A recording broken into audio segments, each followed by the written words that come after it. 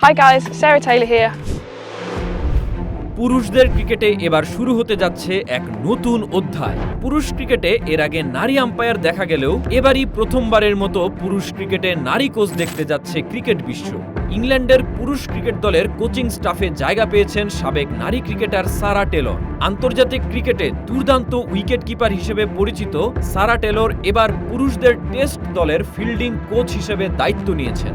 Cricket বিশ্বে এই ঘটনা নিয়ে এখন হচ্ছে তুমুল আলোচনা সমালোচনা।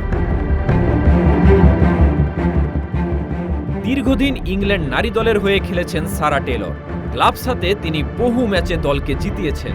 উইকেটের পেছনে তার ফাস্ট কিপিং এবং দুর্দান্ত ক্যাচগুলো আজও মনে রেখেছে ইংল্যান্ড ক্রিকেট ভক্তরা। আন্তর্জাতিক ক্যারিয়ারে তিনি খেলেছেন 226টি ম্যাচ। নারী ক্রিকেট ইতিহাসের অন্যতম সেরা উইকেট কিপার হিসেবেও বেশ খ্যাতি আছে তার। পাশাপাশি তাকে ইংল্যান্ডের অন্যতম সুন্দরী নারী ক্রিকেটারও বলা হয়ে থাকে। ক্রিকেট থেকে অবসর নেওয়ার পর কোচিংকেই নিজের নতুন পথ হিসেবে বেছে নেন সারা। খুব অল্প সময়ের মধ্যেই তিনি কোচ হিসেবে প্রশংসা কুড়িয়েছেন।